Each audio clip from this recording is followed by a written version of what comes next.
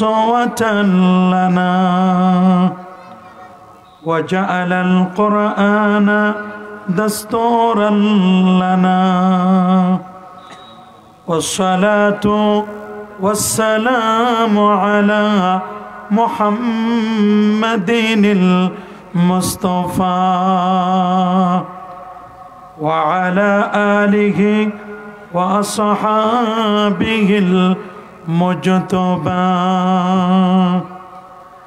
أما بعد فقد قال الله تعالى في كلامه القديم أعوذ بالله من الشيطان الرجيم بسم الله الرحمن الرحيم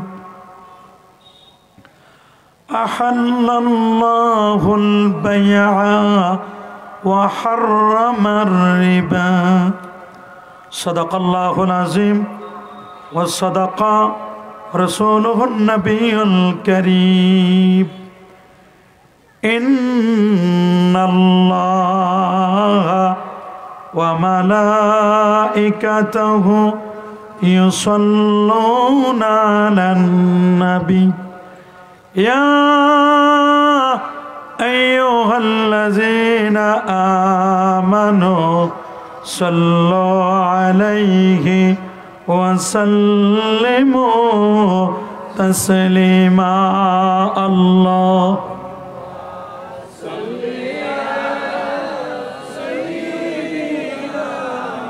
مولانا محمد وعلى آل سيدنا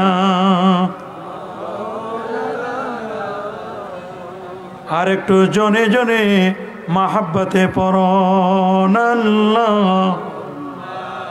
সাল্লি আলা সাইয়্যিদিনা মাওলানা মুহাম্মদ ওয়া আলা আলি সাইয়্যিদিনা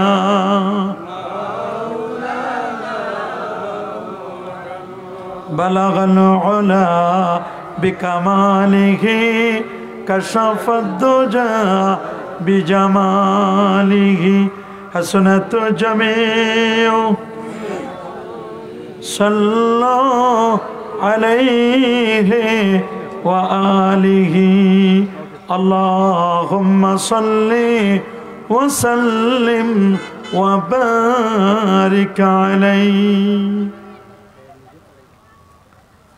বরমচাল কালামিয়া বাজার রেলওয়ে স্টেশন সংলগ্ন ময়দানে পবিত্র ঈদ মিলাদুন নবী সাল্লাল্লাহু আলাইহি ওয়াসাল্লাম উদযাপন উপলক্ষে নবম বার্ষিক ওয়াজ ও দোয়ার মাহফিল 2021 আজকের এই মাহফিলের শ্রদ্ধাভাজন সভাপতি 1 নং বরমচাল ইউনিয়ন পরিষদের মাননীয় চেয়ারম্যান আমাদের সকলের শ্রদ্ধাভাজন ব্যক্তিত্ব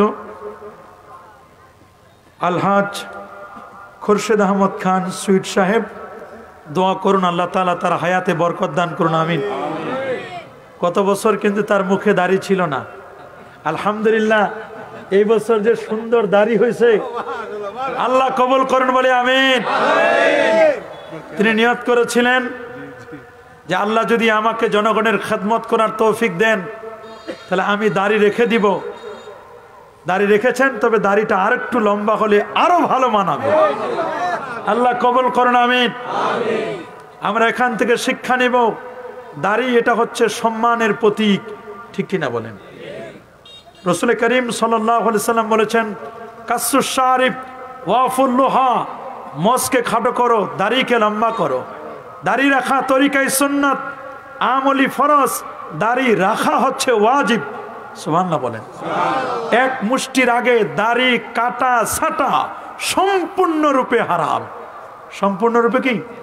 হ্যাঁ, এক মুষ্টির পরে মিন তুলিহি ওয়া ইরজিহি, ডানে বামে এলোমেলো কেশগুলো যেগুলো আছে এগুলোকে আপনি একটু পরিপাটি করতে পারবেন, কাটার কোনো সুযোগ নেই। আলহামদুলিল্লাহ আমাদের চেয়ারম্যান মহোদয়ের মতো আমরা যারা ভুলে যদি এরকম এই কাজ করে থাকি, নবীর সুন্নতকে এখনো রাখতে পারি নাই, আমি আপনাদেরকে আমার বক্তব্যের সূচনা লগ্নেই রিকোয়েস্ট করব, আপনারা যেন মুখে দাড়ি রেখে দিতে পারেন।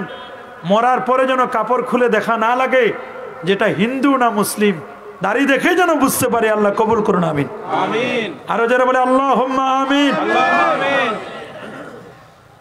আজকের মাহফিলের প্রধান বক্তা হিসাবে যিনি আমার পরে গুরুত্বপূর্ণ ওয়াজ ও নসিহত পেশ করবেন, গুলশান জামে মসজিদ, new elephant road, Dhaka, Bangladesh television এবং চ্যানেল 9 সহ বিভিন্ন স্যাটেলাইট টেলিভিশনে যিনি গুরুত্বপূর্ণ ওয়াজ ও নসিহত পেশ করেন, বিভিন্ন ধরনের টক শোতে ইসলামিক প্রোগ্রামগুলোকে যিনি পরিচালনা করেন, আমাদের শ্রদ্ধাভাজন ব্যক্তিত্ব আলহাজ হযরত আল্লামা মাওলানা ইলিয়াস ইব্রাহিম বিক্রমপুরী সাহেব।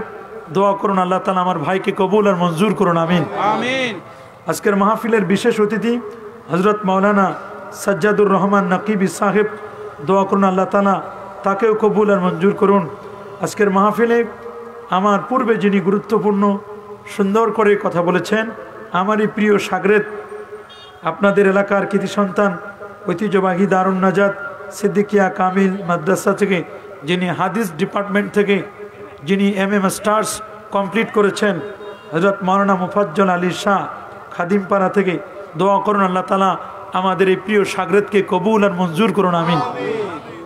আজকের মাহফিলের আগত ওলামায়ে কেরাম, ফুজালায়ে এজাম, বিশেষ করে বরমচালের বন্ধন স্পোর্টিং ক্লাবের বিভিন্ন স্তরের নেতৃবৃন্দ, এলাকার গণ্যমান্য ব্যক্তিবর্গ, বিশেষ করে আজকের এই মাহফিল পরিচালনা কমিটির পক্ষ থেকে যাদের নামগুলো এত ছোট করে দিচ্ছে আমি চিনতেই পারি নাই, সভাপতি মোহাম্মদ মাসুম আহমদ চৌধুরী এবং সাধারণ সম্পাদকের পক্ষে মোহাম্মদ খয়রুল আমিন চৌধুরী টিপু ভাই। দোয়া করুন সভাপতি এবং সাধারণ সম্পাদক সেক্রেটারি এই দুজনকে আল্লাহ কবুল করুন, আর এই দুজনের অধীনে যত সদস্য আছে আল্লাহ সকল সদস্যদেরকে কবুল করুন, আমিন। বিশেষ করে এই মাহফিলের শুভকামনায়, মাহফিলের সহযোগিতায় প্রবাস থেকে, বিদেশ থেকে যারা সাহায্য সহযোগিতা করেছে আমরা তাদের জন্য দোয়া করি, আল্লাহ তাআলা সকল প্রবাসীদেরকে কবুল আর মঞ্জুর করুন, আমিন।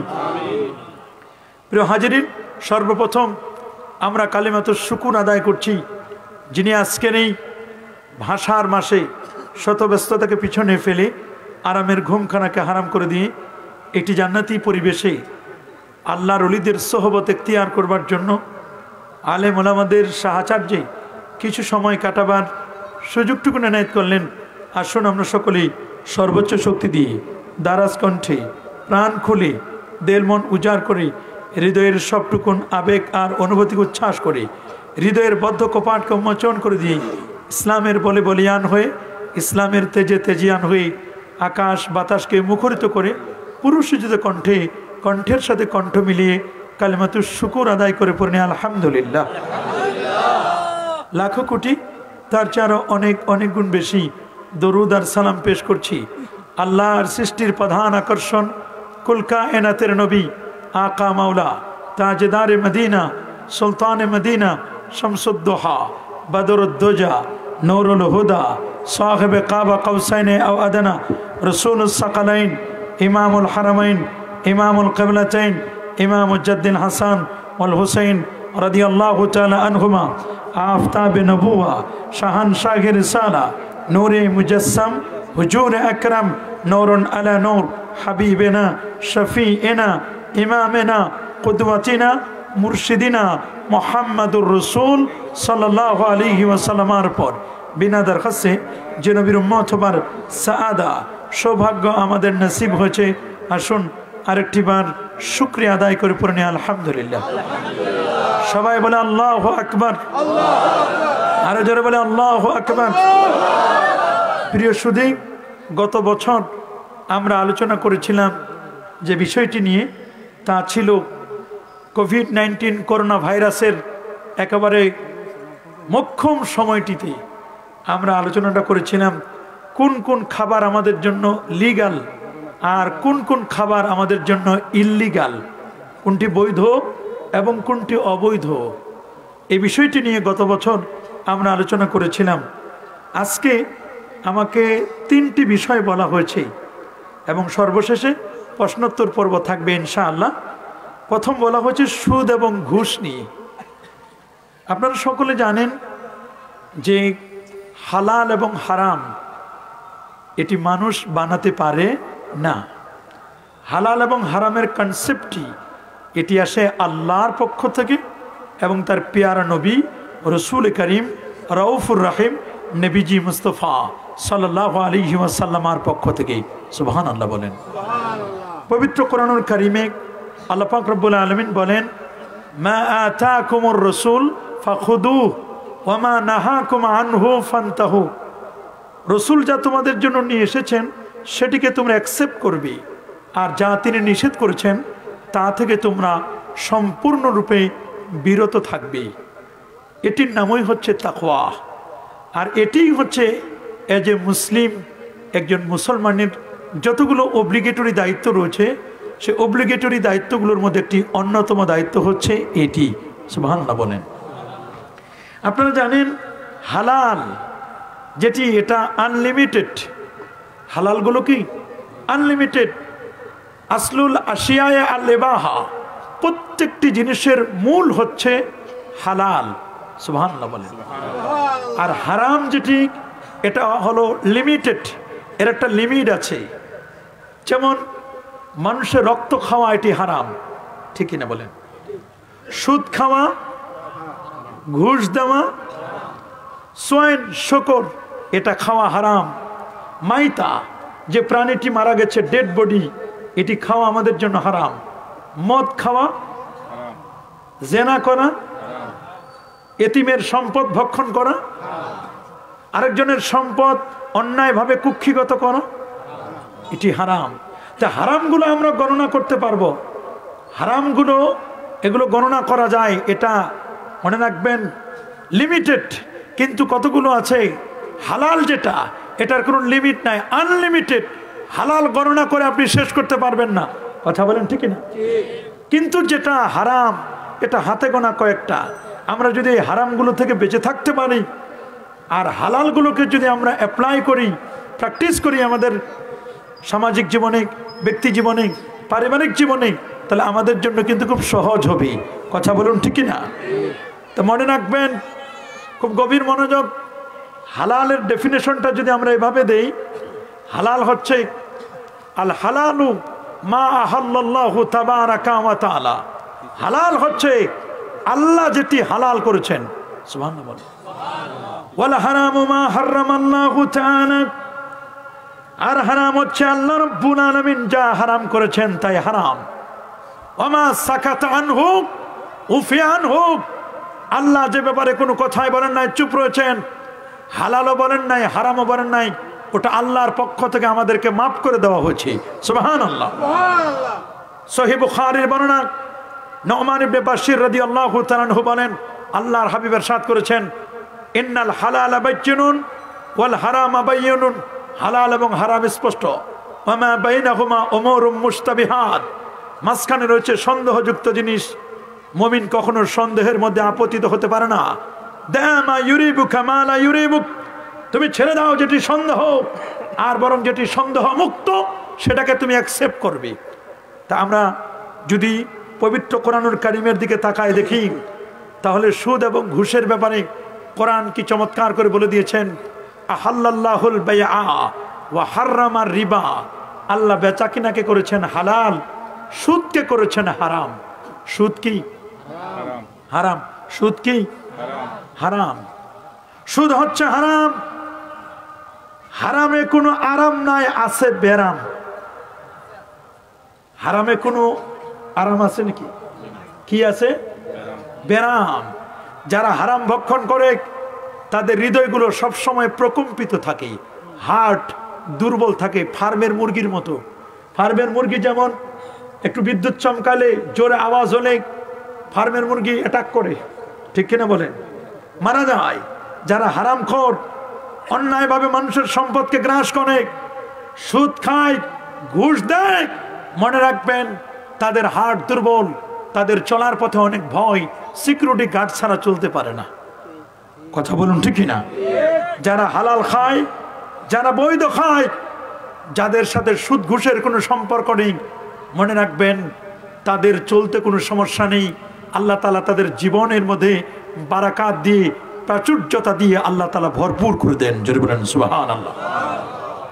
পবিত্র কোরআনুল কারীমে সূরাত আলে ইমরান, সূরাতুল বাকারা অসংখ্য আয়াত আছে।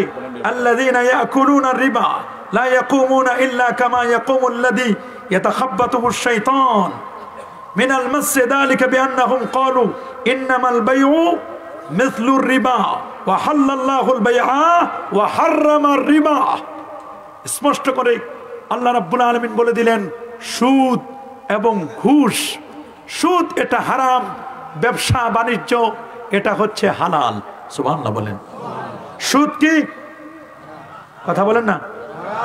সুদ কি? হারাম। সুদ হচ্ছে হারাম, এটা মনে রাখবেন। সুদে ৭৩টি গুনাহ। কয়টি? সবচেয়ে ছোট্ট গুনাহ আইয়ানকি হার রাজুল উম্মা, নিজের মায়ের সাথে জেনা করা, ব্যভিচার করা। আউযুবিল্লাহ। জোরে বলেন না নাউযুবিল্লাহ।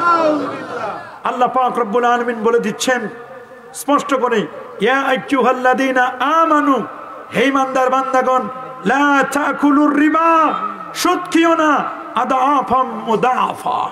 আল্লাহ পাক রব্বুল আলামিন বলেন লা তাকুলুর রিবা আদাফান মুদাফা। তিনি বলে দিলেন চক্রবৃদ্ধি হারে তোমরা সুদ খেও না। কিন্তু আমরা দেখছি আজকে যারা সুদের কারবার করে তাদেরকে নোবেল বিজয়ী দেওয়া হয়। কথা বলেন ঠিক কিনা? নোবেল পুরস্কার পেল কারা? যারা বেশি সুদ খায়, যে ব্যাংকে বেশি সুদ, তারাই পেল নোবেল পুরস্কার শান্তিতে। কি জানেন না আপনারা? আমাদের বাংলাদেশের সন্তান যাদের ঘরের চাল পর্যন্ত খুলে আনা হলো, সুদের টাকা দিতে পারে না, কিস্তি দিতে পারে না, মা বোনদেরকে বাসা থেকে বের করলো, পর্দা থেকে বিচ্যুত করে বেপর্দাগিরি করলো, আর তারা যে কাজগুলো করলো অন্যায়ভাবে মানুষের ঘরের চালের টিন পর্যন্ত খুলে নিয়ে আসলো, এই বিশ্ব সুদখোরকে দেওয়া হলো শান্তিতে নোবেল পুরস্কার। কথা বলেন ঠিক কিনা?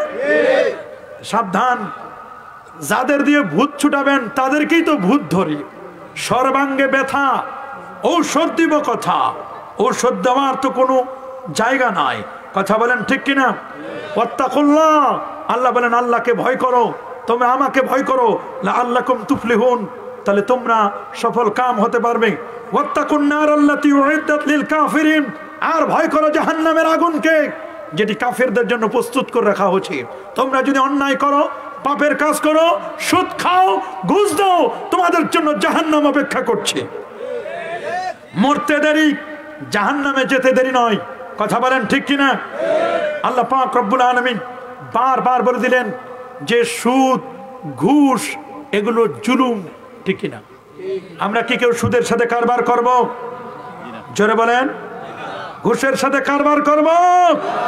আমরা কখনো সুদ ঘুষের সাথে আমাদের কোনো সম্পর্ক থাকবে? সম্পর্ক থাকবে? সহিহ বুখারী এবং মুসলিমের হাদিস 2807 নম্বর হাদিস, যে হাদিসটি জাবির ইবনে আব্দুল্লাহ রাদিয়াল্লাহু তাআলা আনহু বর্ণনা করেন, লানা রাসূলুল্লাহ সাল্লাল্লাহু আলাইহি ওয়াসাল্লাম আকিলার রিবা ওয়া মুকিলাহু ওয়া কাতিবাহু ওয়া শাহিদাইহি ওয়া ক্বালা হুম সাওয়া।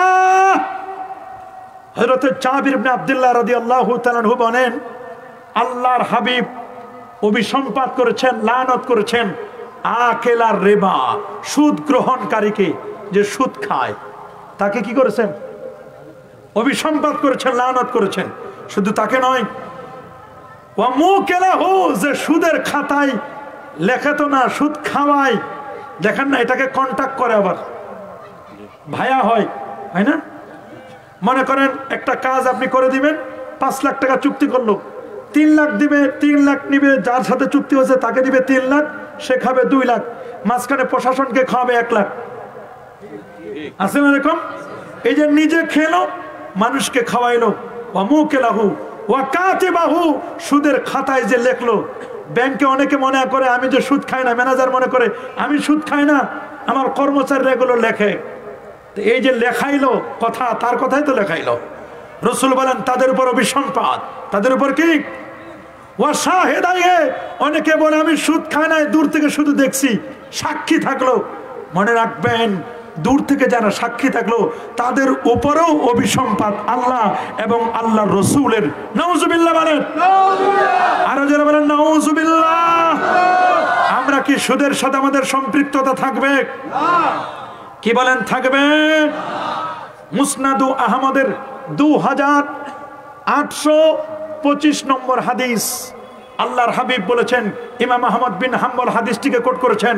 ইমাম আহমদ বিন হাম্বল যিনি 12.5 লক্ষ হাদিসের পণ্ডিত, সুবহানাল্লাহ বলেন, যার ক্লাসে ইমাম বুখারী 8 বার ছাত্র হয়ে বসেছিলেন, সুবহানাল্লাহ বলেন।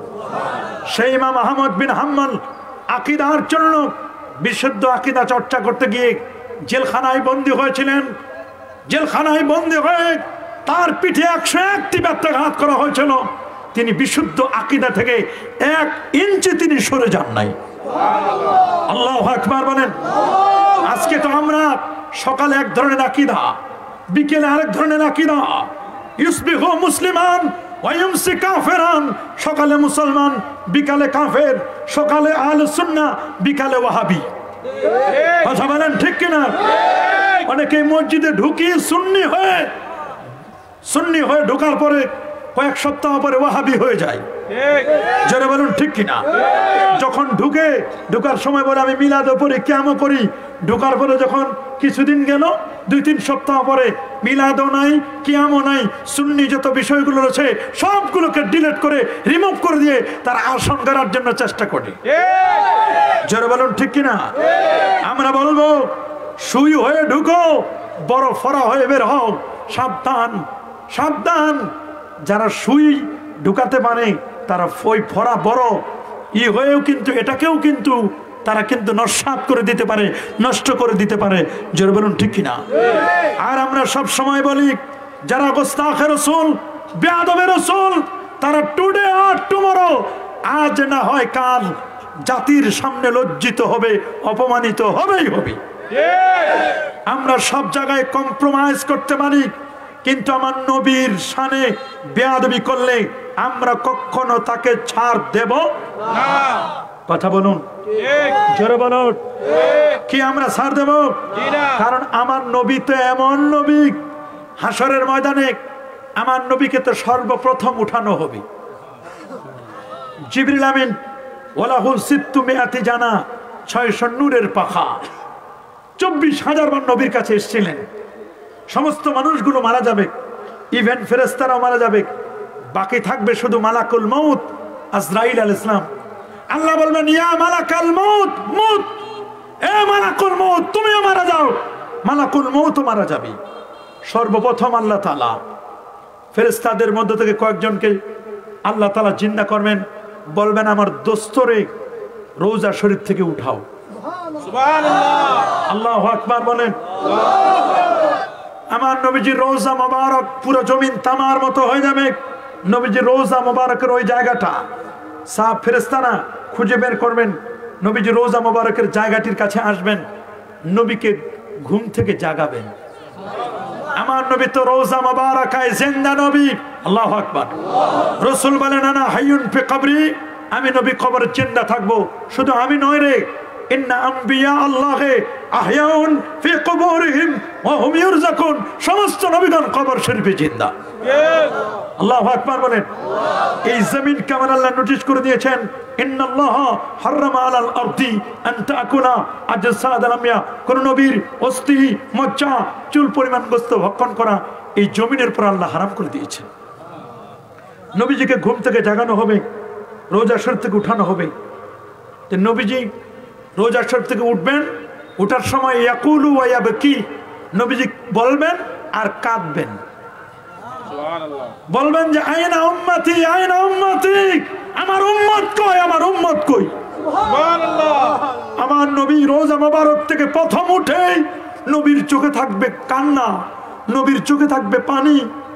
আর নবী বলবেন, নবী তার মাকে খুঁজবেন না, নবী তার আব্বাজানকে খুঁজবেন না, নবী তার মেয়ে ফাতেমা রাদিয়াল্লাহু তাআলা আনহাকে খুঁজবেন না, নবী তার নাতি হাসান আর হুসাইন রাদিয়াল্লাহু তাআলা আনহুমাকে খুঁজবেন না, নবী তার সন্তানদেরকে খুঁজবেন না, নবী তার পরিবারের কাউকে খুঁজবেন না। আমার নবী কাঁদতে কাঁদতে সর্বপ্রথম জিবরিল আমিনকে জিজ্ঞেস করবেন, জিবরিল জিবরিল ও জিবরিল আইনা উম্মতি আইনা উম্মতি আইনা উম্মতি। নবী কাঁদবেন আর বলবেন আমার উম্মতের কি অবস্থা।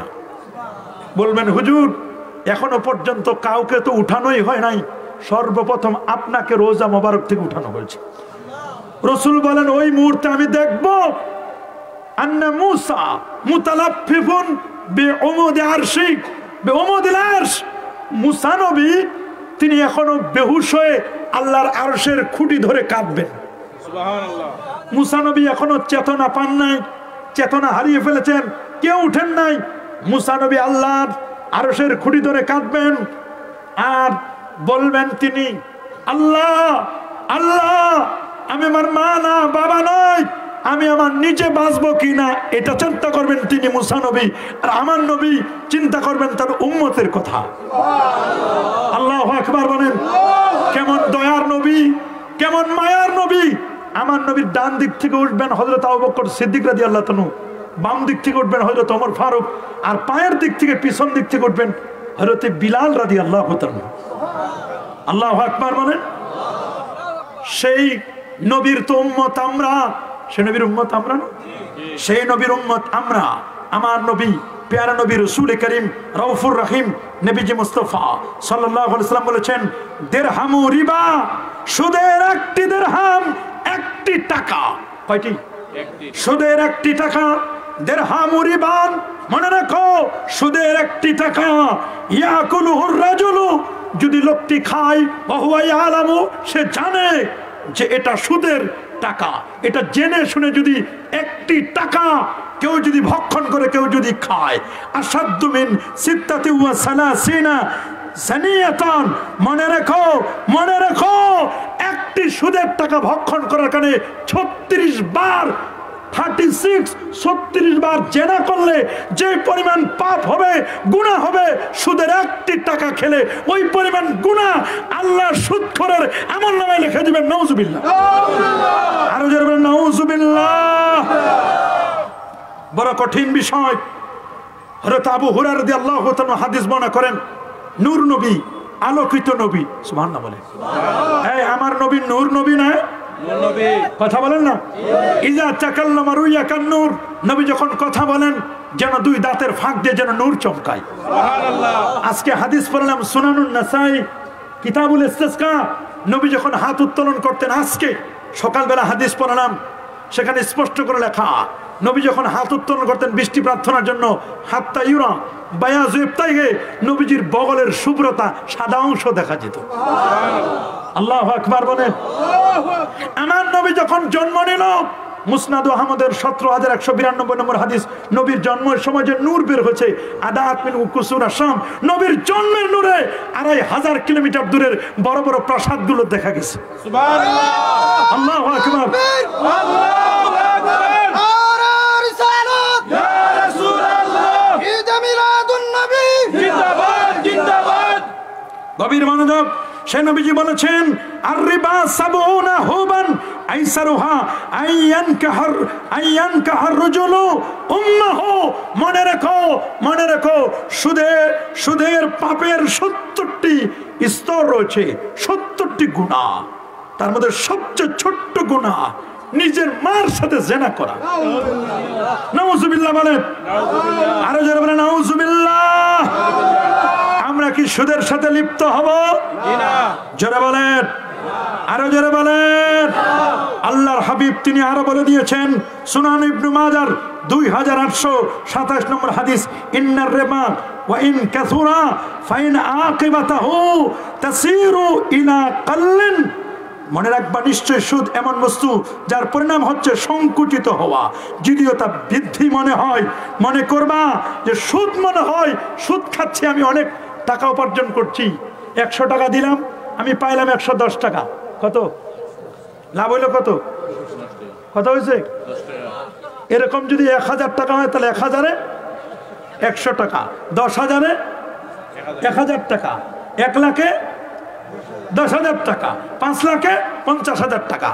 5 লাখ টাকা রেখে দিলাম, 50,000 টাকা মাসে মাসে পেলাম, মনে করছি আমার তো 5 লাখে প্রতি মাসে 50,000 বাড়তেছে।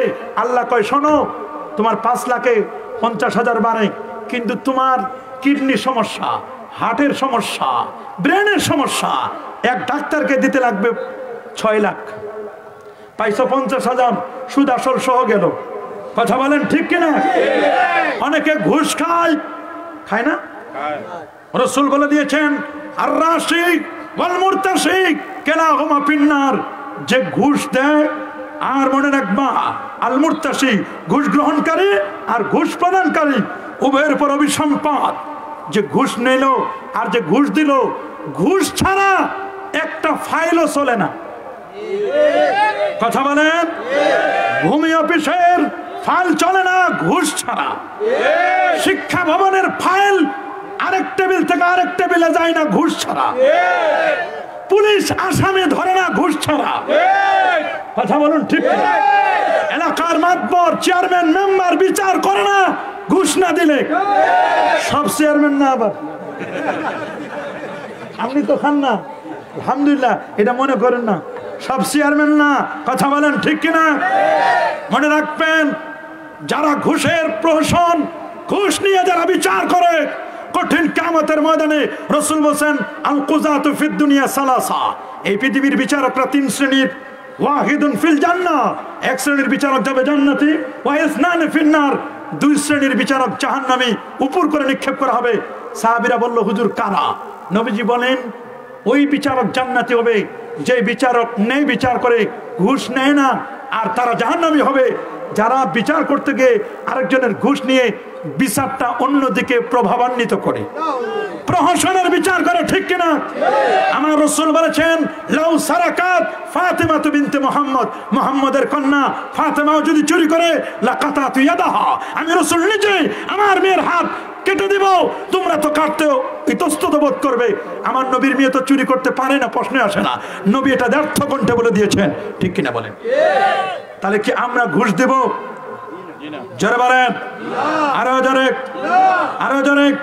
রাসূল করিম সাল্লাল্লাহু আলাইহি ওয়াসাল্লাম তিনি বলে দিয়েছেন, সুনান আবি দাউদের হাদিস 3757 নম্বর হাদিস, মান শাফা লি আখিহি বিশাফাতিন ফাআহাদা লাহু হাদিজাতান আলাইহা ফাকাবিলাহা ফাকাদ আতা বাবান আযীমান মিন আবওয়াবির রিবা।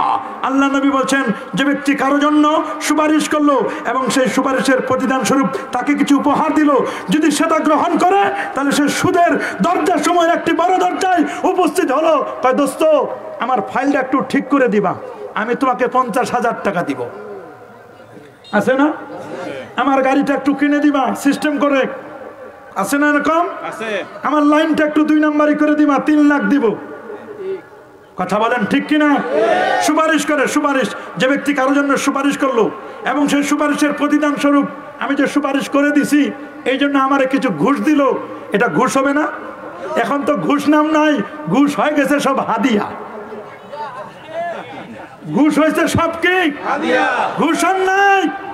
ঘুষ দেয় মানুষ বিপদে পড়ে, আর হাদিয়া দেয় খুশি মনে।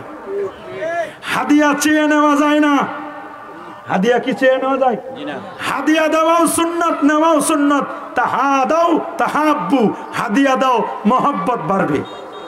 আর ঘুষ দিলে মহব্বত তো বাড়বে না, মহব্বতের মধ্যে আগুন লাগবে। কথা বলেন ঠিক কিনা? ঘুষের টাকা ভাগ করতে গিয়ে মারামারি হয়, বানরের মতো ভাগ হয়। দেখেন না, বানর রুটি ভাগ করে, 1 পাল্লায় দিছে, আরেক পাল্লায় দিছে, 2 পাল্লায় 2 রুটি। দেখে 1 পাল্লায় বেশি হয়েছে, ওটা কামড় দিয়ে খাইছে, দেখে এটা আবার বেশি হয়ে গেছে, আবার এটা খাইছে, আবার দেখে এটা বেশি হয়ে গেছে, আবার এটা কামড় দিয়ে খাইছে। এরকম করে 2 জনে বন্টন করতে দিতে দিতে দিতে দিতে বন্টন আর কি করবে, কামড় দিয়ে খাইতে খাইতে খাইতে ক্যাপিটাল মূলটাই ধ্বংস করে দিছে। কথা বলেন ঠিক কিনা?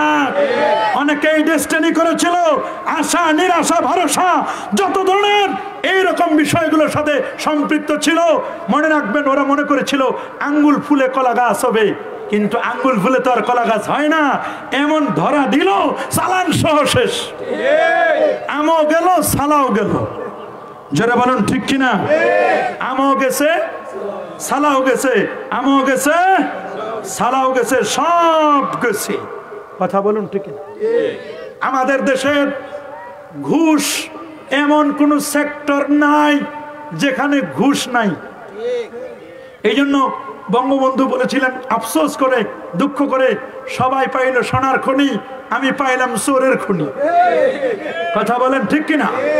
বঙ্গবন্ধুকে এক কৃষক, কিষান ক্ষেতের ফসল পেঁপে, আলু, সিম এগুলো নিয়ে বঙ্গবন্ধুরে দিবেন, আর এক নজর দেখবেন বঙ্গবন্ধু শেখ মুজিবুর রহমান সাহেবকে দেখার জন্য আসছেন, তাকে দিবেন, তাকে এগুলো পাঠাই দিলেন একজনের মাধ্যমে, বলে বঙ্গবন্ধু ব্যস্ত আছে, পরে দেখা হবে। উপর থেকে 20টা টাকা পাঠাই দিলেন তার ঘনিষ্ঠ যে ছিল তার মাধ্যমে, কাছের মানুষটার মাধ্যমে। তো ওই দোতলা থেকে নিচতলায় কৃষক বসা ছিল, তাকে টাকা দিছে। টাকা দেওয়ার পরে টাকা দিছে 10 টাকা। কত কথা বলেন না? আধা ঘন্টা পরে ওই লোকটা কিন্তু 10 টাকা নিয়ে চলে যায় নাই, অপেক্ষা করছিল যে বঙ্গবন্ধুকে দেখে যাও, আমি তো টাকার জন্য আসি নাই। তা বঙ্গবন্ধুকে দেখার জন্য অপেক্ষা করতে করতে বঙ্গবন্ধুর সাথে দেখা হয়ে গেল। সিঁড়ি থেকে নামতেছিলেন, দেখা হয়ে গেল। হ্যাঁ, তোমার জিনিসগুলো পেয়েছি, তোমাকে 20 টাকা দিছিলাম, পাইছো? কয় স্যার 10 টাকা পাইছি। কয় এই দোতলা থেকে আস্তে আস্তে 20টা টাকা 10 টাকা হয়ে গেল। এই দোতলা থেকে যদি নিচতলায়, তাহলে উপরতলা থেকে ফাইল নিচে আসছে, জানি কি হয়? কথা বলেন ঠিক কিনা? ঢাকা থেকে ফাইল এই কুলাউড়া পর্যন্ত আসছে, কি জানি হয়? রাস্তা যা বাজেট হয়, বাজেটের যদি 3 ভাগের 1 ভাগ কাজ হতো, রাস্তার কাজটা আরো অনেক ভালো হতো। কথা বলেন ঠিক কিনা? কত যে দুর্নীতি হয়, কত যে অন্যায় হয়, কত যে পাপের কাজ হয়, চেয়ারম্যান সাহেব বুঝতে পারবে। জনগণের জন্য, গরিব মানুষের জন্য সরকার চাল দেয়, ডাল দেয়, গম দেয়। এগুলো চাল দেয় যদি 20 কেজি, মেম্বাররা দেয় 15 কেজি, 5 কেজি যায় কোথায়? যদি চেয়ারম্যান সাহেব জানে শুনে এটা যদি প্রতিহত না করে, চেয়ারম্যান সাহেব বাঁচার উপায় নেই। কথা বলেন ঠিক কিনা? শুধু এই চেয়ারম্যান নয়, সারা বাংলাদেশের চেয়ারম্যানদেরকে আমি বলছি, কথা বলেন ঠিক কিনা? একটা সার্টিফিকেট নিবেন, একটা কিছু নিবেন, 10 টাকার জায়গায় নেই 50 টাকা। কথা বলেন ঠিক কিনা? সব জায়গায় তো কালোবাজারি, ঘুষের কারবার চলে, সব জায়গায় কালোবাজারি, চিটারি, দুর্নীতি, ঠিক কিনা বলেন? করাপশন চলছে। ট্রেনের টিকিট কাটবেন, 1 সপ্তাহ আগের টিকিট বিক্রি হয়ে গেছে। 192 টাকা, 95 টাকা বা 200 টাকার টিকিট, এটা কালোবাজারের টিকিটটা কিনে নিল। ওরাও মনে করলো প্রতিদিন ভেজাল করে লাভ কি, টিকিট একদিনে যদি 50টা টিকিট বেচে দিলাম, 200 টাকার টিকিট এরা বেচে 500-400 টাকা। পরে সিট খালি যায়, জনগণ যাইতে পারে না, মানুষগুলো ভোগান্তিতে ভুগে 200 টাকার টিকিট কিনলো 400 টাকায়। এই কালোবাজারি যতদিন পর্যন্ত বন্ধ না হবে, এই দেশে করোনার চেয়ে আরো বড় কঠিন ভয়াবহ শাস্তি আসবে। কথা বলেন ঠিক কিনা? দেশ উন্নত হচ্ছে, উন্নয়নশীল রাষ্ট্র হচ্ছে, বাড়ছে জনসংখ্যা, কমছে মানুষ। মানুষ তো নাই, মানুষ আছে কিন্তু মানুষের মতো মানুষ নাই। কেচিং সর্বস্ব, খোসা আছে শুধু কেচিংটা, উপরের লেভেলটা, খোসাটা আছে, প্রকৃত অরিজিনাল মানুষ পাওয়া যায় না। লাহুম কুলুবুন লা ইয়াফকাহুনা বিহা, অন্তর আছে বুঝে না। ওয়ালাহুম আয়ুনুন লা ইবসিরুনা বিহা, চোখ আছে দেখে না। ওয়ালাহুম আযানুন লা ইয়াসমাউনা বিহা, কান আছে শুনে না। উলাইকা কাল আনআম, এরা চতুষ্পদ জন্তুর মতো। বালহুম আদাল, এরা চতুষ্পদ জন্তুর চেয়েও খারাপ। এই জন্য পিয়ন বলে, কয় সারে মানুষ হইল না। পিয়ন কি বলে? স্যার কি হইল না? কই গরিব মানুষটার কাছে ঘুষ খাওয়ার লাগে। এক রিক্সাওয়ালা গুলিস্তানে বসে কি কারণে জানি অন্যায় করছে, মানে এক জায়গায় লেখছে যেখানে বিড়ি সিগারেট ধূমপান করা যাবে না, খাইলে 50 টাকা জরিমানা। তো সে আর অত লেখাপড়া জানে না। গ্রামের রিক্সাওয়ালা আসছে, পেশাবের চাপ ধরছে, পেশাব করছে। এখন প্রশাসনের লোক আসছে, এক ভাই আসছে, বলে যে জরিমানা দেওয়া 50 টাকা। কয় স্যার আমি গরিব মানুষ, গ্রাম থেকে আসছি, আমি তো জানি নাই। যে কয় দেখানো, লেখা দেখানো। কয়েছে আমি রিক্সাওয়ালা, আমি কি লেখা পড়তে জানি নাকি? বলে না, টাকা দিতে হবে। বলে স্যার টাকা তো দিব, আমি কই পাবো টাকা? রিক্সাটা নিয়ে শুধু আসলাম। বলে তাহলে কিছু দাও। কয় স্যার আমার কিছুই নাই। বলে কি আছে? কয়েকটা সিগারেট দাও। কয় স্যার আমি তো গরিব মানুষ, সিগারেট খাইতে পারি না, আমার আছে বিড়ি। কি আছে? কয় দাও তাহলে একটা বিড়ি দাও। দিছে একটা বিড়ি। কি দিছে? একটা বিড়ি দিছে। বিড়ি দেওয়ার পরে কয় ম্যাচ দাও। কয় স্যার আমি গরিব মানুষ, ম্যাচ কিনি না, আরেকজনের কাছে ফায়েজ নি, আরেকজনের বিড়ি থেকে নি বিড়ি। বলে তাহলে তোমারটা দাও, আমি একটু নেই। চার দিয়ে ভূত ছুটাবেন, তারে তো ভূত ধরেছে। কথা বলেন ঠিক কিনা?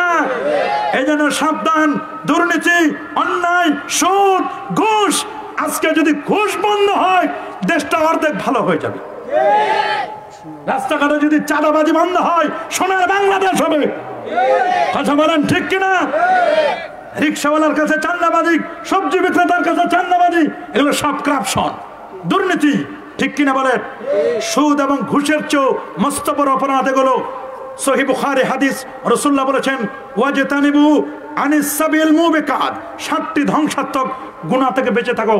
তার মধ্যে একটি হলো আল ইশরাকু বিল্লাহ, আল্লাহর সাথে শরীক করা যাবে না।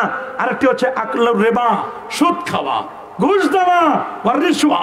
সুদ ঘুষ এগুলো চরম অন্যায়। কথা বলেন ঠিক কিনা? জোরে বলেন ঠিক কিনা? আমরা কি কেউ সুদের সাথে লিপ্ত হব? কি বলেন লিপ্ত হব? এটার নাম পরিবর্তন করে দেখ, যেমন মদের নাম পরিবর্তন করে দিয়েছে। মদ নাই, ইয়াবা, বাবা, হিরোইন, ফেন্সিডিল, দেখেন না কত কিছু পরিবর্তন হয়ে গেছে একের পর এক। কথা বলুন ঠিক না? আপনি ব্যবসা করেন, আল্লাহ বলেন ইয়া আইয়ুহাল্লাযীনা আমানু হাল আদুল্লুকুম আলা তিজারাতিন তুনজিকুম মিন আযাবিন আলিম। আমি কি তোমাদেরকে এমন একটি ব্যবসার সন্ধান দিব না যেটা তোমাদেরকে জাহান্নামের আগুন থেকে মুক্তি দিবে? এটা এমন ব্যবসা যেটা হলো আল্লাহর প্রতি ঈমান আনা, রাসূলের প্রতি ঈমান আনা। কথা বলুন ঠিক কিনা? আল্লাহ আল্লাহ রাসূলের প্রতি আমরা ঈমান আনতে চাই কি চাই না? কে বলেন চাই কি চাই না? আল্লাহ আল্লাহ রাসূলের আইন আমরা মানব কি মানব না? অবশ্যই কোরআন সুন্নাহ যদি আমরা মেনে চলতাম, আমাদের সমাজে কোনো অন্যায় আসতো না, আমাদের সমাজে কোনো ধরনের অপসংস্কৃতি আসতো না। আজকের ভ্যালেন্টাইন ডেজ এটা মুসলমানের কোনো ভালোবাসার দিবস নয়। মুসলমান 24 আওয়ার্স ভালোবাসবে, সব সময় ভালোবাসবে, জন্ম থেকে মৃত্যু অবধি ভালোবাসবে। কথা বলেন ঠিক কিনা? ভালোবাসা ডেট দিয়ে হয় না, ভালোবাসা ওয়ান টাইম নয়, 7 আপের মতো ভালোবাসা নয়। 7 আপ খুললে ফস করে ওঠে, 1 মিনিটের বেশি না, 30 সেকেন্ডের বেশি না। আমাদের ভালোবাসা হবে আমৃত্যু, মৃত্যু পর্যন্ত। কথা বলেন ঠিক কিনা? বিশ্ব ভালোবাসা দিবসের নামে যা চলে এটা বিশ্ব বেহায়াপনা, নির্লজ্জ দিবস। ঠিক কিনা বলেন? ইসলাম ও মুসলমানের সাথে এই ধরনের দিবসের কোনো সম্পর্ক কি বলেন? সম্পর্ক আছে? আরে যারা বলেন সম্পর্ক আছে? আমাদের এগুলোর সাথে কোনো সম্পর্ক নাই। সুদ ঘুষ এগুলো আমাদের বন্ধ করতে হবে। রাজি আছেন সবাই? এই জন্য Joe Biden United State of আমেরিকার প্রেসিডেন্ট জো বাইডেন, যুক্তরাষ্ট্রের প্রেসিডেন্ট জো বাইডেন ক্ষমতায় আসার পরে যে বক্তব্য দিয়েছিল, সহিহ মুসলিমের হাদিস, রাসূল বলেছেন মান রাআ মিনকুম মুনকারান ফালইয়ুগাইয়ির বিয়াদিহি। যে ব্যক্তি কোনো অন্যায় দেখবে, সে অন্যায়টাকে অবশ্যই যেন হাত দ্বারা প্রতিহত করে। যদি হাত দ্বারা প্রতিহত করতে না পারে, মুখ দিয়ে এটাকে বাধা দিবে। ঠিক কিনা বলেন? যদি মুখ দিয়ে বাধা দিতে না পারে, মুখ দিয়ে কথা বলবে। কালিমাতু হাক্কিন ইনদা সুলতানিন জায়ের, এটা আফজালুল জিহাদ, উত্তম জিহাদ হবে। আস-সাকিতু আনিল হাক্কি শায়তানুন আখরাস, হক কথা বলা থেকে যারা চুপ থাকে তারা বোবা শয়তান। কথা বলেন ঠিক কিনা? আজকে সুদ ঘুষ আমরা এমন ভাবে ছয়লাভ হয়েছে, সম্পদ হারাম এমন ভাবে আমরা ভক্ষণ করছি। সম্পদের যাকাত দিই না, সম্পদের যাকাত দেওয়া ফরজ। যাকাত গরিবের প্রতি কোনো করুণা নয়, এটা গরিবের অধিকার। আপনার সম্পদে গরিবের অধিকার, আপনার সম্পদে হাক্কুল লিসাইল ওয়াল মাহরুম। আল্লাহু আকবার বলেন। আপনি মনে করেন না যাকাত দেওয়ার কারণে গরিবরে আপনি করুণা করতেছেন, গরিবরে করুণা করে না, গরিব আপনাকে জাহান্নামের আগুন থেকে বাঁচাইতেছে। যাকাত আনতে যাবে কেন? যাকাত আপনি গরিবের বাসায় দিয়ে আসবেন, শতকরা 2.5 টাকা। এটা আপনার হক নয়, এটা গরিবের হক, এটা সম্পদের ময়লা। কিন্তু আপনি ময়লাও খান, সম্পদও খান, সব খান। এই জন্য আর কোনো হুঁশ নাই। সম্পদের যাকাত দেন, যাকাত দেওয়া ফরজ। ট্যাক্স আর যাকাত এক জিনিস নয়। ট্যাক্স হলো সরকারের বিধান, আর যাকাত হলো আল্লাহর বিধান। কথা বলুন ঠিক কিনা? নামাজ পড়া যেমন ফরজ, শর্ত সাপেক্ষে যাদের পর যাকাত ফরজ তাদেরকে যাকাত দিতে হবে।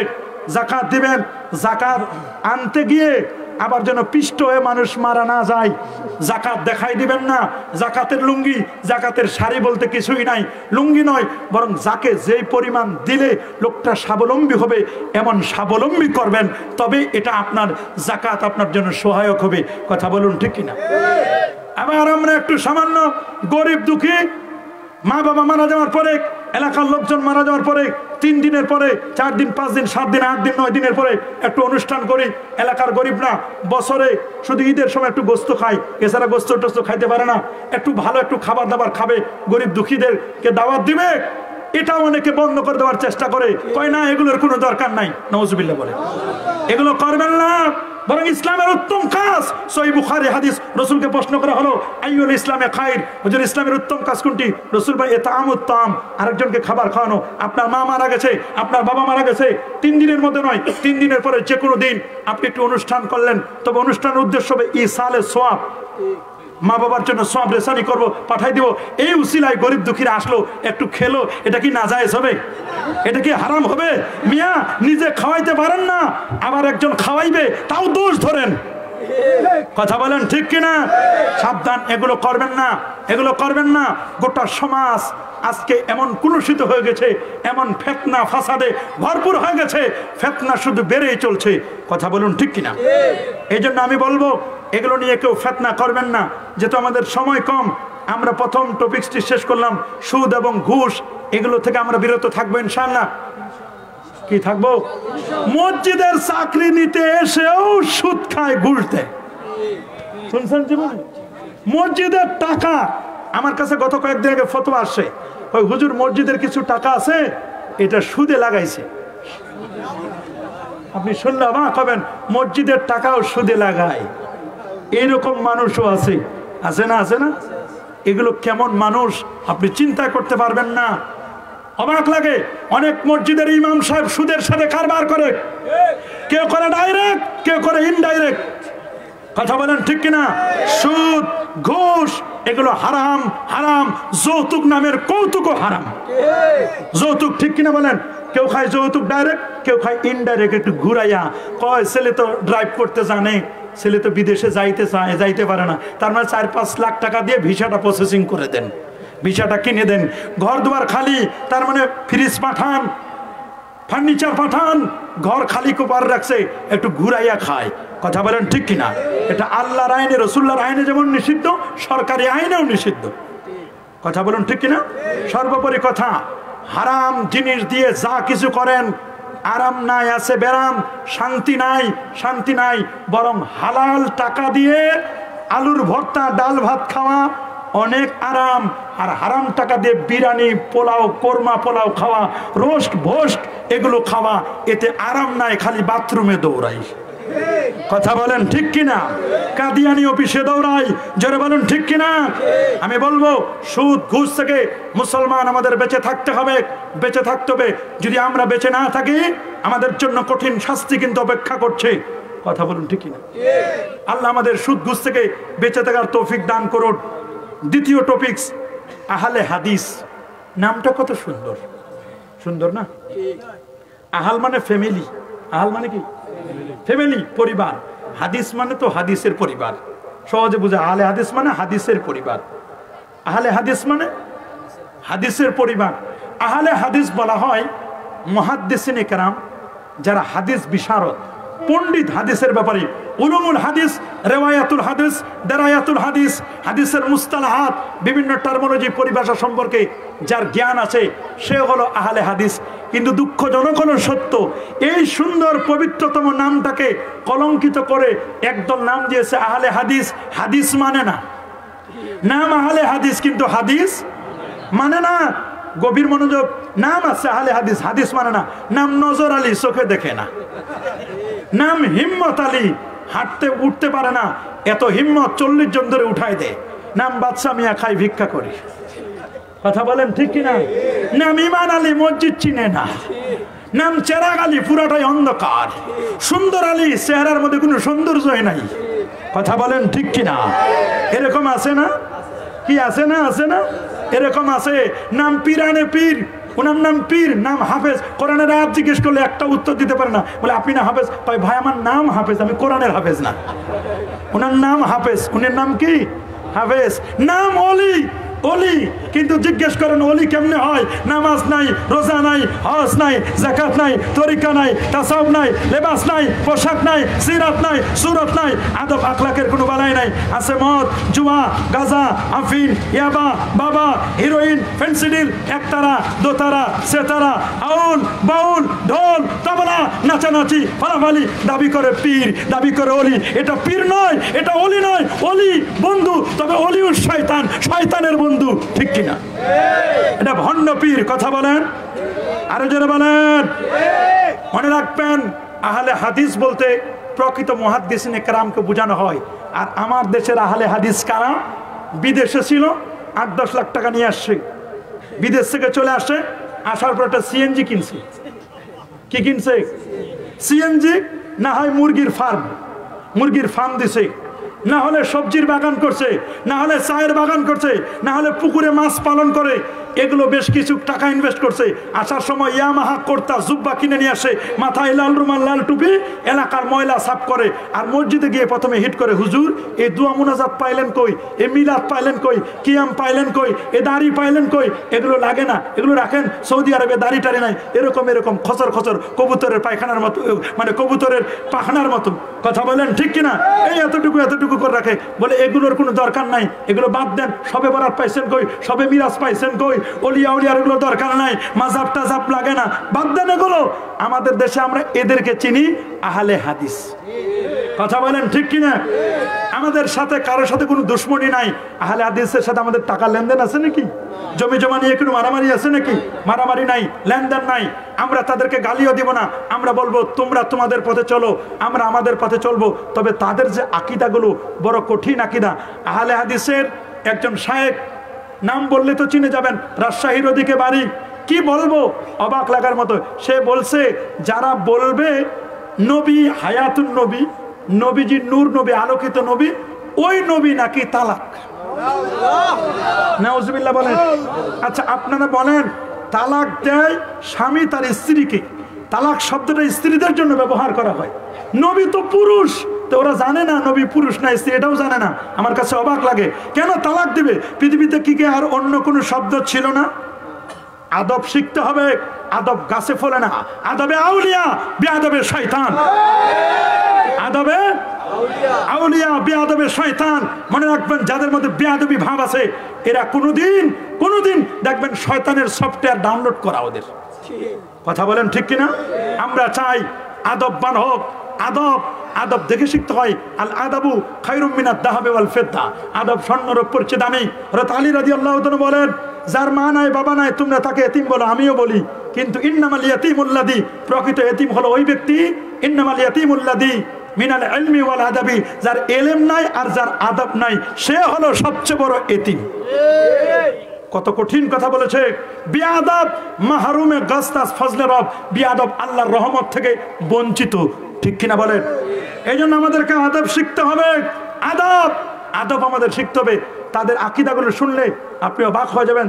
তারা যে কথাগুলো বলে, কয় যে বলবে নবী নূর সে নবী তালাক, যে বলবে নবীজি হায়াতুন নবী সে নবী তালাক। আমার নবীরে আর অন্য কোনো শব্দ ছিল না, তুমি তালাক শব্দ দিলা। বাবা এগুলো বলো না, এগুলো বলো না। তারা বলছে, আহলে হাদিসের একজন বলছে, আমরা যে কলেমাটা পড়ে ঈমান এনেছি, আমাদের কলেমা লা ইলাহা মুহাম্মাদুর, এই কলেমাটা কোন নবীর কলেমার মধ্যে রাসূলুল্লাহ শব্দটা নাই।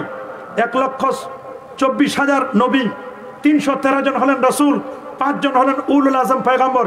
যেমন আছে মুসা লা ইলাহা ইল্লাল্লাহ, মুসা কালিমুল্লাহ, লা ইলাহা ইল্লাল্লাহ আদম সফিউল্লাহ, লা ইলাহা ইল্লাল্লাহ ঈসা রূহুল্লাহ, লা ইলাহা ইল্লাল্লাহ মুহাম্মাদুর। এই রাসূলুল্লাহ কলেমাটা শুধু আমার নবীর কলেমায় রাসূলুল্লাহ আমার নবীর পরিচয় দিয়েছেন। আল্লাহু আকবার। তারা বলে লা ইলাহা ইল্লাল্লাহ মুহাম্মাদুর রাসূলুল্লাহ একসাথে লেখা নাকি শিরক। এই জন্য গাংনী, কুষ্টিয়া, ঝিনাইদহ কুষ্টিয়া, ওইখানের গাংনী অঞ্চলে একটা মসজিদে লেখা ছিল, মসজিদের মিম্বারের উপরে লেখা ছিল এই যে মেহরাবটা লেখা ছিল লা ইলাহা ইল্লাল্লাহ মুহাম্মদ রাসূলুল্লাহ, লা ইলাহা ইল্লাল্লাহ রাখছে, মুহাম্মদ রাসূলুল্লাহর যে টাইলসগুলো ছিল টাইলসগুলো ভেঙে দিয়ে নামাই দিয়েছে। দেখেন বিয়াদবিটা করলো কার সাথে। অথচ এই কলেমাটাকে যারা যে সমস্ত আমাদের আহলে হাদিসের বন্ধুরা শিরকের কলেমা বলে, শিরকের কলেমা বলে, অথচ এই কলেমাটা সহজ ভাষায়, কোরআন হাদিসের কথা পরে বলবো, সহজ ভাষায় এই কলেমাটা লেখা আছে সৌদি আরবের জাতীয় পতাকায়। সৌদি আরবে এই কলেমাটা লেখা আছে আফগানিস্তানের জাতীয় পতাকায়। বিশ্বাস না হলে আপনি দেখেন, এই কলেমাটা লেখা আছে কাবা শরীফের গিলাফে, এই কলেমাটি লেখা আছে কাবা শরীফের তালায়, কাবা শরীফের চাবিতে, কাবা শরীফের দরজায়। এই কলেমা লেখা আছে মক্কা জমজম টাওয়ার, ওয়াকফলিল্লাহ যে টাওয়ারটা, এই কলেমাটা লেখা আছে আমার নবীজি রওজা মোবারকের উপরে। এই কলেমাটি লেখা আছে মদিনা শরীফের প্রত্যেকটি ফ্যান বাতির মধ্যে লেখা। এই কলেমাটা লেখা আছে ছিল আমার নবীজির আংটি মোবারকে। এই কলেমাটা লেখা থাকবে লেওয়ায়ে হামদে। এই কলেমাটা লেখা ছিল আমার নবী বোরাকে নামক যে জান্নাতি গাড়িতে এই রজব মাসে মেরাজে গিয়েছিলেন, একেবারে উম্মে হানির ঘর থেকে নিয়ে নবীর সিনাটা চাক করে আমার নবী ইয়াসরিব, বেথেলহাম, বাইতুল মুকাদ্দাসে চন্দ্র সূর্য গ্রহ নক্ষত্র Neptune Pluto galaxy milky nova supernova Proxima Centauri Andromeda galaxy cross করে আমার নবী প্রথম আকাশ আদম নবী, দ্বিতীয় আসমান ঈসা এবং ইয়াহইয়া, তৃতীয় আসমান ইউসুফ ইসলাম, চতুর্থ আসমান ইদ্রিস ইসলাম, পঞ্চম হারুন ইসলাম, ষষ্ঠ মুসা কালিমুল্লাহ, সপ্তম ইব্রাহিম খলিলুল্লাহর সাথে দেখা করে সিদরাতুল মুনতাহা, এরপরে জান্নাতুল মাওয়া, ৭০,০০০ নূরের পর্দা পাড়ি দিয়ে আল্লাহ পাকের আরশে আজিমে গেলেন। যেই বোরাকে করে গেলেন ওই বোরাকের কপাল লেখা ছিল লা ইলাহা ইল্লাল্লাহ মুহাম্মাদুর রাসূলুল্লাহ সাল্লাল্লাহু আলাইহি ওয়াসাল্লাম। এখন আসেন কোরআনিক দলিল। এর আগে আরেকটু বলবো, আফ্রিকার জঙ্গলে গাছের উপরে এই কলেমা লেখা, সমুদ্রের মাছের গায়ে এই কলেমাটি লেখা লা ইলাহা ইল্লাল্লাহ মুহাম্মাদুর রাসূলুল্লাহ সাল্লাল্লাহু আলাইহি ওয়াসাল্লাম। গোলাপ ফুলের পাপড়িতে লেখা, ওই প্রাণীর মধ্যে অনেক সময় কলেমা লেখা থাকে, গোস্তের উপরে কলেমা লেখা লা ইলাহা ইল্লাল্লাহ মুহাম্মাদুর রাসূলুল্লাহ। আপনি যদি কোরআনের দলিল নেন, কোরআনুল কারীমে সূরা ইব্রাহিমের ২৪ নম্বর আয়াতে আল্লাহ বলেন আলাম তারা কাইফা দারাবাল্লাহু মাসালান কালিমাতান তাইয়্যিবাতান। কালিমা তাইয়্যিবা কি? লা ইলাহা ইল্লাল্লাহ মুহাম্মাদুর রাসূলুল্লাহ। সূরা হুদের মধ্যে আছে ওয়া আলজামাহুম কালিমাতাত তাকওয়া। আল মুরাদু বিকালিমাতিত তাকওয়া, তাকওয়ার কলেমা কোনটা? লা ইলাহা ইল্লাল্লাহ মুহাম্মাদুর রাসূলুল্লাহ। ৬৫টি তাফসীরের কিতাবের মধ্যে লেখা আছে। এতগুলো তাফসীর বলতেছে, হাদিসের কিতাব আমি যদি বলি আল ইসাবা ফি তাময়িজিস সাহাবা ৪র্থ খণ্ড ৬৩৬ পৃষ্ঠার মধ্যে লেখা, হযরত আবু যার গিফার রাদিয়াল্লাহু তাআলা বলেন আমি এবং আমার চাচতো ভাই নয়ম আমরা রাসূলুল্লাহকে খুঁজতে লাগলাম। রাসূলুল্লাহকে খুঁজতে খুঁজতে খুঁজতে খুঁজতে পাহাড়ের পাদদেশে গিয়ে পেলাম নবীজি একটা ছায়া আশ্রয় নিচ্ছেন। আমরা নবীজিকে বললাম মা তাদুন নাস, ইয়া রাসূলুল্লাহ আপনি কোন দিকে মানুষদেরকে ডাকছেন? রাসূল বলেন আমি মানুষদেরকে যে পথে ডাকি, যে কলেমার দিকে ডাকি, সেই কলেমাটা হচ্ছে লা ইলাহা ইল্লাল্লাহ মুহাম্মাদুর রাসূলুল্লাহ। এই কলেমার দিকে আমি ডাকি। নবীজি নিজে এই কলেমাটা পড়েছেন, সমস্ত সাহাবায়ে কেরাম ৪ খলিফা সহ এই কলেমার দাওয়াত দিয়েছেন। এই কলেমা পড়ে আমরা মুসলমান হয়েছি। এই কলেমা আমাদের বাপ দাদা ১৪ গোষ্ঠী নবী ওলি আউলিয়া গৌস কুতুব আবদাল আখিয়ার আওতাদ উদাবা নুকাবা ফুজালা জিন্নাহ পর্যন্ত এই কলেমা পড়ে আমার নবীর হাতে হাত রেখে কালেমা পড়ে মুসলমান হয়েছিল এই রজবের মাসে। আর এই কলেমা আমাদের দেশের কিছু আহলে হাদিসের ভাইরা বলে আমাদের গড়াই গলত, আমাদের কলেমায় নাকি শিরক আছে, এই জন্য আমরা মুশরিক। আমরা বলবো দোস্ত কলেমায় তো শিরক নাই, শিরক ঢুকছে তোমার মাথায়, শিরক ঢুকেছে তোমার কলবে। তুমি জানো কি ভ্যাকসিন নিছো? ওই যে বিদেশি ভ্যাকসিন নিশ্চয় ভিতরে, ওই ভ্যাকসিনের কারণে ইঞ্জেকশনের কারণে এখন আর ওইগুলো ভুলতে পারে না। এমন ভ্যাকসিন দিছে যতদিন বাঁচবে ওগুলো বলেই যাবে। কথা বলেন ঠিক কিনা? সিরাপ খায় নাই, সিরাপ নয়, ট্যাবলেটে কাজ হয় নাই, ট্যাবলেট সিরাপ ক্যাপসুলে কাজ হয় নাই, এবার ভ্যাকসিন দিয়ে দিছে যেন তাদের দাওয়াত মানুষের কাছে প্রচার করতে পারে। কথা বলেন ঠিক কিনা? অথচ এই কলেমাটা আল্লাহর আরশের খুঁটিতে লেখা। সুবহানাল্লাহ বলবেন না? আল্লাহর আরশে আজিমের খুঁটিতে লেখা।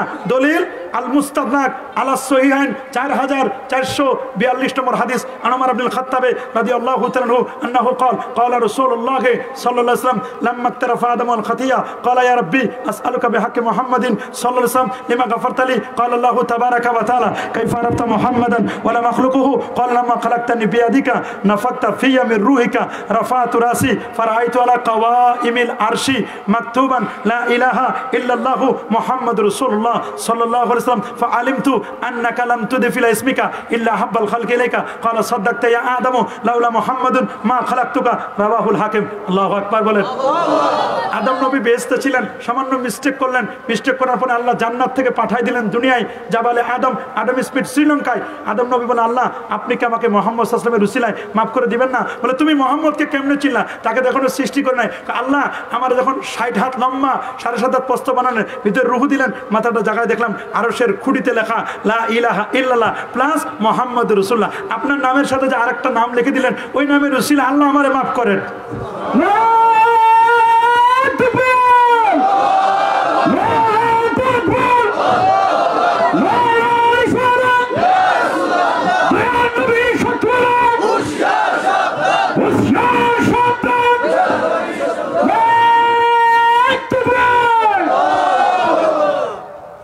যাই হোক, এত শত্রু আমাদের এখানে নাই, সবাই বন্ধু আমাদের।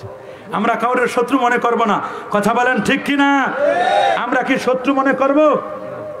আমরা শত্রু মনে করব না, আমরা সবাইকে বন্ধু মনে করতে চাই। আমাদের সবাই আমাদের বন্ধু, ঠিক কিনা বলেন? তবে কেউ হয় বন্ধু, সাথে সাথে কেউ হয় বন্দুক, কথা বলেন ঠিক কিনা? অনেকে বন্ধু মনে করে, কিন্তু বন্ধু আর বন্ধু থাকে না, শেষ পর্যন্ত বন্দুক হয়ে যায়। যারা বলেন ঠিক কিনা? বন্ধু বানানোর সময় খুব চিন্তা ভাবনা করে বন্ধু বানাবেন।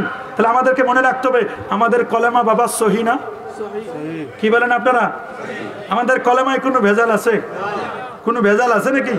কোনো ভেজাল নাই।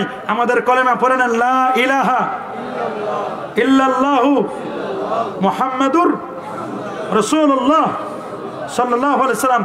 এটা আমাদের কলেমা। আমাদের কলেমার মধ্যে কোনো শিরক। আহলুল হাদিসের আমাদের বন্ধুদের আরো কিছু আকীদা আছে, যেমন তারা বলে আমরা যে পীর ওলি আউলিয়া গাউস কুতুব এদেরকে উসিলা ধরি, ওই উসিলা ধরা শিরক। নাউজুবিল্লাহ বলেন। অথচ আল্লাহ কোরআনে বলেন ইয়া আইয়ুহাল্লাযীনা আমানুত্তাকুল্লাহ ওয়াবতাগু ইলাইহিল ওয়াসিলা ওয়া জাহিদু ফি সাবিলিহি লাআল্লাকুম তুফলিহুন। সূরা মায়েদার মধ্যে আল্লাহ তাআলা বলে দিচ্ছেন, তাহলে আমাদেরকে বুঝতে হবে যে আমাদের উসিলা ধরা যাবে। আউয়ালু মান তাওয়াসসালা, সর্বপ্রথম উসিলা ধরেছে আমার নবীর আদম নবী। সুবহানাল্লাহ বলেন। সুনান আবি দাউদ রাসূলুল্লাহ বলেন ওয়াবগুনি ফি দুআফাইকুম ফাইন্নাকুম তুনসারুনা ওয়া তুরযাকুনা আলা দুআফাইকুম। তোমাদের গরীবদের উসিলায় আল্লাহ তাআলা তোমাদেরকে এই পৃথিবীর মধ্যে বিপদ আপদ থেকে তোমাদেরকে সেভ করেন, তোমাদেরকে নিরাপত্তা দান করেন, তোমাদেরকে আসমান থেকে বৃষ্টি নাজিল করা হয় ওলি আউলিয়াদের উসিলায়।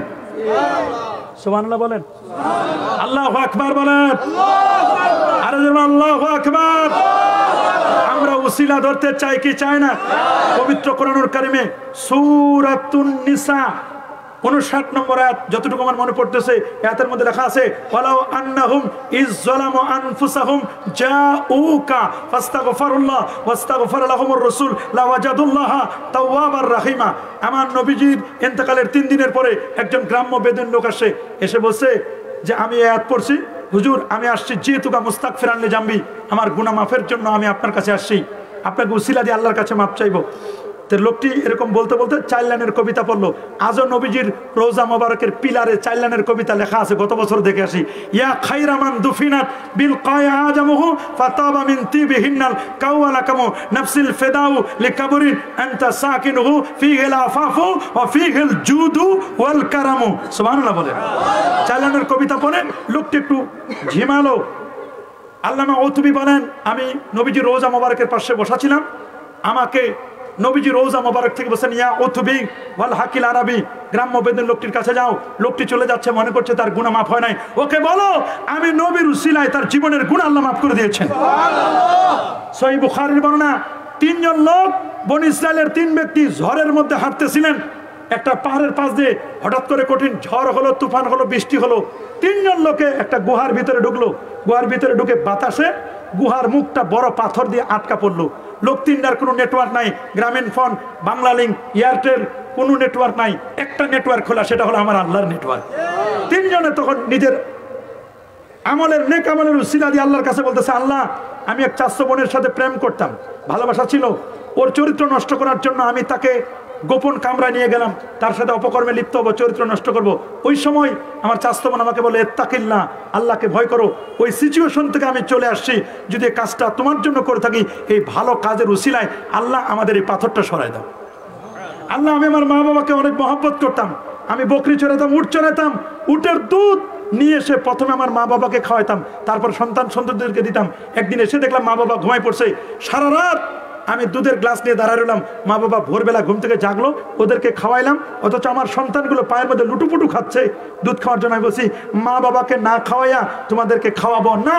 আল্লাহু আকবার বলেন। আমি খাওয়াই নাই, মা বাবাকে খাওয়াইছি, তারপর সন্তানদেরকে খাওয়াইছি। এই কাজটা যদি আমি করে থাকি তোমার উদ্দেশ্যে, এই কাজের উসিলাই আল্লাহ তুমি আমারে মাফ করো। আমাদের এই বিশাল পাথরটা, জগতের পাথরটা সরাই দাও। দেখলেন আরো অর্ধেক সরে গেল। আরেক লোক বলছে আল্লাহ আমি একজন কর্মী নিয়োগ দিয়েছিলাম, কাজের লোক, ওরে কিছু হাদিয়া দিছিলাম কাজের বিনিময় প্রতিদান, ও বলছে এত কম কেন? সে ওইটা রাগ করে রেখে চলে গেছে। আমি ওইটাকে বাড়াতে বাড়াতে বাড়াতে 3টা মাঠের মধ্যে উট, গরু, ছাগল, ভেড়া, বকরি বানাইছি। লোকটা কঠিন বিপদের সময় এসে যখন আমার কাছে চাইছে, তখন আমি বলছি 3 মাঠের মধ্যে যত সম্পদ সব তোমার। কয় ফাইজলামি করো মিয়া, মস্কারি করো, আমি যেটা পাই এটা দাও। কয় না, তোমার এই কাজটা আমি একটু বৃদ্ধি করেছিলাম, প্রফিট করেছিলাম, এটা তোমার। আল্লাহ এই কাজটা যদি ভালো জন্য করে থাকি, এই ভালো কাজের উসিলায় তুমি আমারে মাফ করো, পাথরটা সরাই দাও। তাহলে নেক আমলের উসিলা আছে। ইয়া আইয়ুহাল্লাযীনা আমানু ইসতাঈনু বিস-সাবরি ওয়াস-সালাহ, নামাজের উসিলা আল্লাহর কাছে সাহায্য চাইবো, ঠিক কিনা বলেন? সবরের উসিলায়। তাহলে উসিলা দেওয়া যাবে কিনা? কি যাবে না? কি বলেন, যাবে কি যাবে না? আমাদের দেশের আহলে হাদিসের বন্ধুরা যারা এখানে আছে, ওইখানে বা যেখানেই থাকুক না কেন, তার এরকম কতগুলো কাজ করে। ওরা আমাদের নামাজ নিয়ে ডিস্টার্ব করে, কথা বলেন ঠিক না? সবচেয়ে বেশি ডিস্টার্ব হয় নামাজ নিয়ে। ওরা আরো অনেক বাজে বাজে কতগুলো আকীদা আছে, আমার নবীর হায়াতের নবী তারা স্বীকার করে না, তারপর কবর জিয়ারত করতে বিশ্বাস করে না। ওরা বলে কবরের কাছে গেলে নাকি কবর পূজা হয়। নাউজুবিল্লাহ বলেন। আপনারা বলেন আমরা কি কবর পূজা করি না কবর জিয়ারত? সবাই বলেন আমরা কবর জিয়ারত করি, কবর পূজা নয়। কবরের কাছে যাব, কবরের সেজদা নয়, কবর জিয়ারত করব। নবীজি নিজেই কবর জিয়ারত করেছেন, সহিহ মুসলিমের বর্ণনা, ইন্না রাসূলুল্লাহ সাল্লাল্লাহু আলাইহি ওয়াসাল্লাম যারা কবর উম্মি বাকা ওয়া বাকা মান হাওলা। নবীজি নিজে তার মার কবর জিয়ারত করেছেন, নবীজি নিজে কেঁদেছেন, সাহাবায়ে কেরামও কেঁদেছেন। সুবহানাল্লাহ বলেন। আমরা কবর জিয়ারত করব। রাসূল বলেন কুনতু নাহাইতুকুম আন জিয়ারাতিল কুবুর, আমি তোমাদেরকে কালে কবর জিয়ারত করতে নিষেধ করতাম। আল আনফাজুরুহা, তোমরা এখন কবর জিয়ারত করো। ফা ইন্নাহা তুযাক্কিরুল মাউত, কবর জিয়ারত করলে মৃত্যুর কথা মনে পড়ে। তুযাক্কিরুল আখিরা, আখিরাতের স্মরণিকা হয়ে যায়। সুতরাং আমরা কবর জিয়ারত করব কি করব না? কবরে কোনো সেজদা চলবে নাকি? কবরওয়ালার কাছে নয়, কবরওয়ালার মালিকের কাছে আমরা চাইবো, কথা বলেন ঠিক কিনা? অনেকে ওরা বলে নবীর রওজায় যাওয়ার দরকার নাই। আমরা কি নবীর রওজায় যাইতে চাই কি চাই না? অবশ্যই চাই। রাসূল ওরা দলিল দেয় লা তাশুদ্দুর রিহাল ইল্লা ইলা সালাসাতি মাসাজিদ, 3 মসজিদ ছাড়া কোথাও যাওয়া যাবে না, মক্কা শরীফ, মদিনা শরীফ, আর তোমরা যাবে বাইতুল মুকাদ্দাস। নবীর রওজায় যাওয়ার দরকার নাই। আরে বাবা, মদিনা শরীফ হতো না যদি আমার নবী না হতো। মসজিদে নববী হয়েছে আমার নবীর কারণে, কথা বলেন ঠিক কিনা? রাসূল বলেন মান যারা কবরি ওয়াজাবাত লাহু শাফাআতি, যে আমার কবর জিয়ারত করবে, রওজা জিয়ারত করবে, তাকে সুপারিশ করা আমার জন্য ওয়াজিব হয়ে যাবে। আল্লাহু আকবার বলেন। মান জাআনি সায়রান, যে আমার জিয়ারতের উদ্দেশ্যে আসলো, আমার জিয়ারত করলো, কুনতু লাহু শাফিয়ান ইয়াউমাল কিয়ামা, আমি নবী নিজে তাদের সুপারিশ করব। এই হাদিসটিকে সহিহ বলেছেন। আল্লাহু আকবার বলেন। এগুলোকে তারা বিশ্বাস করে না। তারা আল্লাহর জন্য স্থান নির্ধারণ করে। আল্লাহর জন্য স্থান নির্ধারণ করা এটি হারাম, হারাম, হারাম। এটি কুফরি মতবাদের দিকে নিয়ে চলে যায়। সুতরাং এগুলো আমাদের ছেড়ে দিতে হবে। বিশেষ করে তার নামাজ নিয়ে যে কাজগুলো করে, আমরা বলবো তাদের দলিল আছে, থাকুক, তারা তাদের দলিল, কিন্তু আমাদেরটাকে তারা এমনভাবে মিটাই দিতে চায়, এগুলো খুবই দুঃখজনক ব্যাপার। যেমন আমরা নামাজে দাঁড়াই, আমাদের 2 পায়ের মাঝখানে ফাঁক থাকবে কয় আঙ্গুল? কথা বলেন। ওরা দাঁড়ায় বিশাল ফাঁক করে, এক পা উত্তরবঙ্গ আর এক পা দক্ষিণবঙ্গ। উত্তরবঙ্গ দক্ষিণবঙ্গ নয়, আমাদের 2 পায়ের মাঝখানে ফাঁক থাকবে কয় আঙ্গুল? আমরা নামাজে হাত বাঁধে, অনেকে এখানে বাঁধে, অনেকে এখানে বাঁধে, অনেকে পিছনেও বাঁধতে চায়। বাঁধো, হাত আপনার, আপনার স্বাধীনতা আছে। কেউ যদি গালে হাত দেয় আমাদের বাধা দেওয়ার কিছু নাই। তবে আমরা যারা হানাফি মাযহাবকে প্রমোট করি, আমরা হাত বাঁধবো তাহাতা সুররা, নাভির নিচে, ওয়াদুলা কুফে আলালা কুফে তাহাতা সুররা, সহিহ হাদিসের মধ্যে লেখা, আমরা হাত বাঁধবো নাভির নিচে। মনে থাকবে? থাকবে? অনেকে হাত উঠা এই পর্যন্ত, উঠাও, ওর দলিল ওর কাছে। আমরা যারা হানাফি মাযহাব প্রমোট করি, আমাদের হাত উঠাবো শামাতা উজনাইকে, সহিহ হাদিসেরা প্রমাণিত। আমরা এই বরাবর হাত উত্তোলন করব। মনে থাকবে? আঙ্গুলগুলো থাকবে কিবলার দিকে। আর অনেকেই খালি রফে আদান করে, বারবার করো রফে আদান। কিন্তু লেটেস্ট সাহাবী আব্দুল্লাহ মাসউদ রাদিয়াল্লাহু তাআলা তিনি বলেন আলা উসাল্লি বিকুম সালাত রাসূলুল্লাহ সাল্লাল্লাহু আলাইহি ওয়াসাল্লাম, আমি কি তোমাদেরকে নবীজির নামাজ দেখাই দিব না? বলে দেন। আমি আবু বকর, ওমর, উসমান, আলী এদের পিছনে নামাজ পড়েছি, নবীর পিছনে নামাজ পড়লাম, নবীর ভিতরে যাওয়ার আমার পারমিশন ছিল।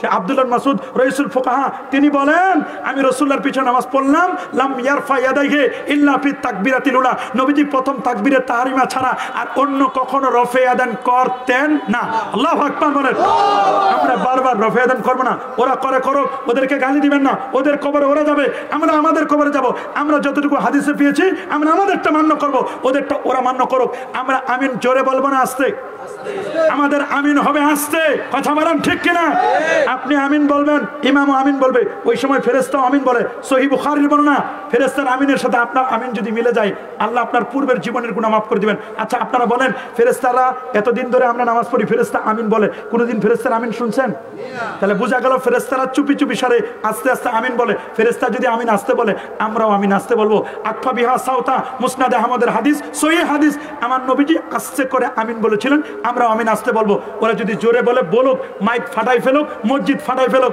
কিন্তু এই কথা যেন না বলে যে আমাদেরটা হচ্ছে না এটা যেন না বলে ঠিক কিনা আমরা আমাদেরটা করব রাজি আছেন সবাই ইমাম সাহেব যদি কেরাত পড়ে আমাদের আহনাফদের মনে রাখবেন ইমাম সাহেব কেরাত পড়লে ইমামের কেরাতটা আমাদের কেরাত পবিত্র কোরআন বসে ওয়াইজা কুরিয়াল কোরআন ফাস্তামিউ লাহু ওয়া আনসিতু লাআল্লাকুম তুরহামুন নামাজ যখন কেরাত পড়াবে গভীর মনোযোগ দিয়ে শুনবে যদি শুনতে না পাও তাহলে চুপ করে থাকবে আমরা শুনতে না পারলে চুপ করে থাকবো জোহর আসরে শুনি না চুপ করে থাকি ফজরে শুনি এশায় শুনি মাগরিবে শুনি আমরা এগুলো শুনবো কথা বলেন ঠিক কিনা রাসূল বলেন কেরাতুল ইমাম কেরাতুল মুক্তাদি ইমামের কেরাতটাই হচ্ছে মুক্তাদির কেরাত ইমাম সাহেব কেরাত পড়লে আমাদের আর কেরাত লাগবে না এত টাকা পয়সা দিয়ে ইমাম রাখছি একটি দায়িত্ব বেহাজাল ইমাম বলছি আবার কেরাতও আমরা পড়বো কেন কথা বলেন ঠিক কিনা এটা হলো যুক্তির কথা এই জন্য এগুলো নিয়ে কেউ গ্যাঞ্জাম করবে না আহলে হাদিসরা ওরা ওদের কথা মতো চলুক ওদের যে নতুন নতুন ফতোয়া মাযহাব লাগে না তরিকা লাগে না তাসাউফ লাগে না মিলাদ লাগে না টুপি লাগে না 20 টাকা তারাবির 12 রাকাত মাইনাস 8 রাকাত পড়ায়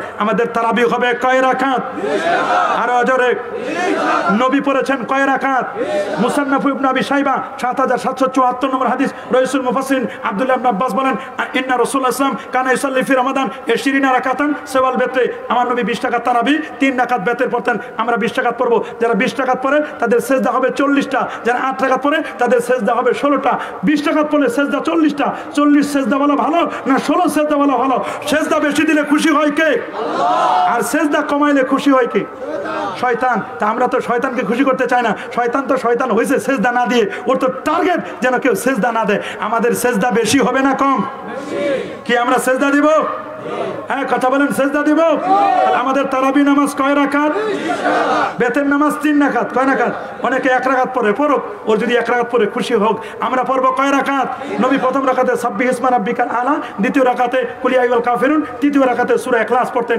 স্পষ্ট হাদিসের মধ্যে লেখা আছে 8 রাকাত তাহাজ্জুদ 3 রাকাত বেতের পড়তেন সহিহ বুখারীর হাদিস তাহাজ্জুদের দলিলটাকে ওটাকে উল্টায়া নিয়ে গেছে তারাবির নামাজে হাইরে কানারে হাইকোর্ট দেখায় রমজান এবং রমজানের বাইরে রমজানে তারাবি রমজানের বাইরে তারাবি আছে নাকি তার মানে এটা তাহাজ্জুদ এটা আমাদের বুঝতে হবে মক্কা শরীফ মদিনা শরীফ ফুরফুরা সারসিনা ফুলতলি সহ সব হক্কানি ওলিয়া উলিয়া সক্কানি দরবারগুলোতে 20 টাকা তারাবি পড়ে আমরাও 20 টাকা পড়বো রাজি সবাই আল্লাহ কবুল করুন আমিন আরো যারা বলে আমিন আমরা মিলাদ পড়ি কিয়াম করি নবীজির জন্ম বৃত্তান্ত আলোচনা করা সুন্নতে সাহাবা সুবহানাল্লাহ বলে নবীজির মহব্বতে দাঁড়িয়ে সালাতু সালাম পেশ করা কিয়াম করা এটা মুস্তাহসান ফরজও নয় ওয়াজিবও নয় সুন্নতও নয় মুস্তাহসান নবীর মহব্বতে আমরা দাঁড়াই আপনারা বলেন আমাদের দেশে 16 ডিসেম্বর এবং 26শে মার্চে যখন জাতীয় পতাকা উত্তোলন করে তখন মাননীয় প্রধানমন্ত্রী তারপর মহামান্য রাষ্ট্রপতি মন্ত্রী পরিষদ আমলা কামলা যা আছে সবাই দাঁড়ায় যায় কিনা আমার সোনার বাংলা আমি তোমায় ভালোবাসি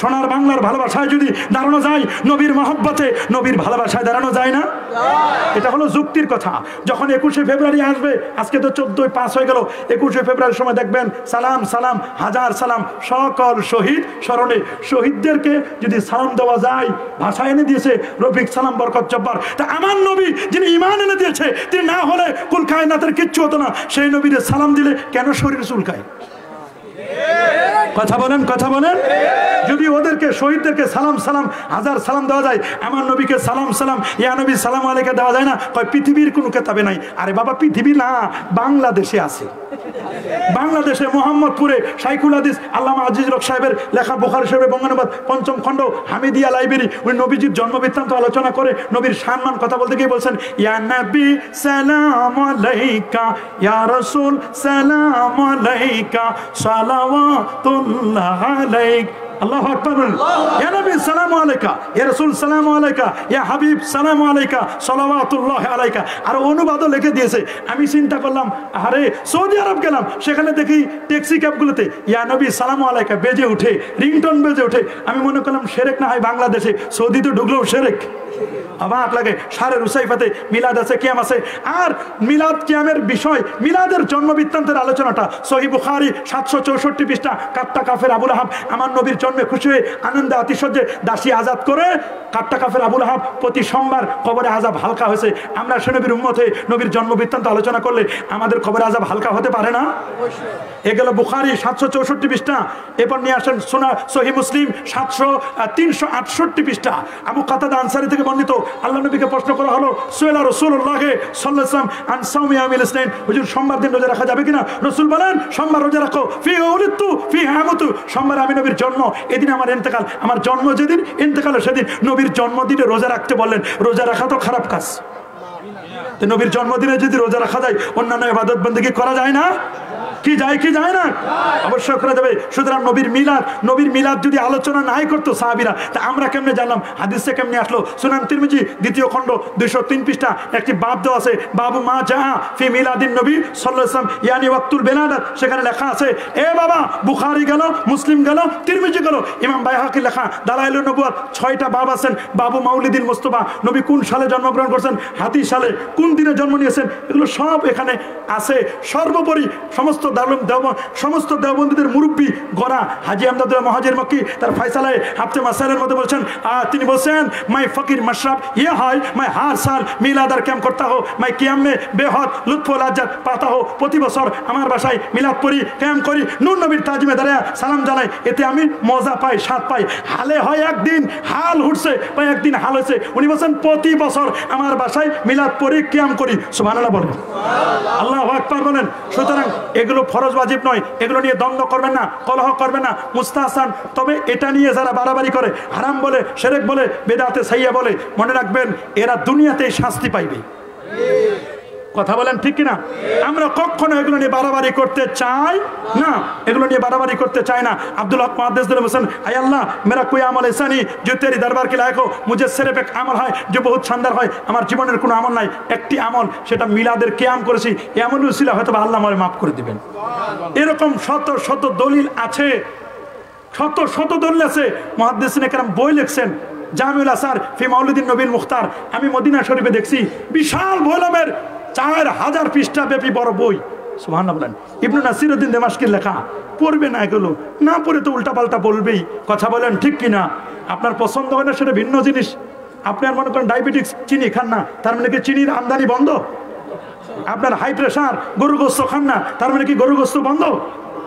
আপনার অ্যালার্জি হয়েছে, বেগুন খান না, চিংড়ি মাছ খান না, তার মানে কি বেগুন চিংড়ি মাছ সব বন্ধ? আপনার ভালো লাগে না সেটা ভিন্ন কথা, কিন্তু যারা পরে নবীর প্রেমে উজ্জীবিত হয়ে নবীকে দাঁড়িয়ে সালাতু সালাম পেশ করলে অনেকের চোখে পানি চলে আসে। ঠিক কিনা বলেন? যাই হোক, এতগুলো প্রশ্ন আমি উত্তর দিব কেন? আমার সময় ছিল 9:40, 39 বাজে গেছে, আর 1 মিনিট আছে। এতগুলো কেমনে উত্তর দিব? স্বামীর মৃত্যুর পর স্ত্রীগণ যে সাদা কাপড় পরিধান করেন তা কোরআন হাদিসের আলোকে জানতে চাই। কোরআনে আল্লাহ বলেন, আরবাআতা আশুরিন ওয়া আশরা, কোনো নারী স্বামী যদি মারা যায়, সে নারী এমনভাবে শোক পালন করবে, তার শোক হলো 4 মাস 10 দিন। এমন পোশাক পরবে যে পোশাকগুলো শোকের দিকে ধাবিত করে। ঠিক কিনা বলেন? এমন পোশাক পরবে যে পোশাকগুলো বোঝা যায় যে এর স্বামী মারা গেছে, জীবন সঙ্গিনী মারা গেছে। 4 মাস 10 দিন সে শোক পালন করবে। এমনি শোক হলো 3 দিন। আর বাকি যে শোক, এগুলো রাজনৈতিক শোক। কি শোক তো বুঝছেন, ভালো করে বুঝেন। রাজনৈতিক শোক দেখেন না, এততম শোক পালন হয়। প্রচলিত ভিতরে সালাত 3 রাকাত নাকি 1 রাকাত? বলেই তো দিলাম, প্রচলিত ভিতরে সালাত আবার প্রচলিত হয় কেমনে? বেতের নামাজ 3 রাকাত, এটাই সঠিক কথা। আসমানের থাকো প্রভু, আমি জমিনে, ইসলামী গজল, এই কথাটি আহলে সুন্নাত ওয়াল জামাতের আকীদা পরিপন্থী কিনা? তুমি আসমানে, আমি থাকি প্রভু। আসমানে বলতে শুধু আসমানের মধ্যে সীমাবদ্ধ নয়, আমার আল্লাহ এলমান ওয়া কুদ্দাতান, সর্বত্রই আছেন আল্লাহ। দরুদ ইব্রাহিমকে দরুদে মোহাম্মদী বলা হয় না কেন? যা নামাজে পড়া হয়। দরুদে ইব্রাহিমকে দরুদে মোহাম্মদী আপনি বলতে পারেন, এটা যেহেতু ইব্রাহিম আলাইহিস সালামের নাম আছে কয়েকবার, এইখানে আমার নবীর নামও আছে, আপনি যদি বলতে চান বলতে পারবেন। তবে এখানে মূলত নাম হচ্ছে as-সালাত, বলা হচ্ছে as-সালাত ফিস সালাত। আবার সালাত ফিস সালাত মানে যে দরুদটা পড়া হয়, সালাত মানে দরুদ, আবার সালাত মানে হলো নামাজ। সালাতরা মানে আমাদ দার লুগাতে 4, দরুদ ওয়া তাসবিহ ওয়া রাহমাত ওয়া ইস্তিগফার। এইজন্য সালাত ফিস সালাত, নামাজ ওই দরুদ যে দরুদটা নামাজের মধ্যে পড়া হয়। নামাজের মধ্যে যেহেতু দরুদ পড়ি আমরা, আবার আমরা তাশাহুদের মধ্যে সালাম দেই, তাশাহুদের মধ্যে কি দিই? সালাম দেই। এই জন্য সালাম আমরা তাশাহুদের মধ্যে দিতেছি, আর এখানে আমরা দরুদ শরীফ পড়লাম। আমাদের উচিত নামাজের বাইরে ওই দরুদ পড়বো যে দরুদের মধ্যে দরুদও আছে, সালাম আছে। আল্লাহর কোরআন বলেছে সাল্লু আলাইহি ওয়া সাল্লিমু তাসলিমা, তোমরা এমন দরুদ পড়বে যেখানে দরুদও আছে সালামও আছে। আমরা নবীকে সালামও দিব, দরুদও পড়বো, এমন দরুদ পড়বো যেখানে দরুদও আছে সালাম আছে। তাহলে আয়াতের পুরোটাই আমাদের আমল হবে। বিনা বিমা করলে কি ব্যাংকের লাভ খাওয়া যাবে? মসজিদে সেজদা অবস্থায় তেলাপোকা তেলাসেরা পিঁপড়া সেজদা স্থানকে ফু দিয়ে সরানো যাবে কিনা? একটা ফু দিয়ে সরাতে পারবেন। আর বিমা করলে বিমার জন্য যদি আমিন, যেটা বিমার ব্যাপারে বলা হয়েছে, যদি শরিয়া বোর্ড থাকে এবং শরিয়া বোর্ড যদি সাপোর্ট করে, শরিয়া বোর্ড বলতে ল্যাংরা লুলা মুফতি না, যে মুফতিগুলো লেখাপড়া করে নাই, নাম মুফতি আসলে মুফতি মূর্তি, ঠিক কিনা বলেন? এরকম অরিজিনাল যদি মুফতি হয়, শরিয়া বোর্ড থাকে, তাহলে আপনি বিমার যদি ধোকা না থাকে, রসুল বলেছেন মানগাসা যে ধোকা দেয় ফালাইসা মিন্না, ছাড়া আমাদের দল অন্তর্ভুক্ত নয়। এমন যদি না হয়, প্রকৃত শরিয়া বোর্ড যদি থাকে, এটা যদি প্রকৃতভাবে এটা সুপারভিশন করে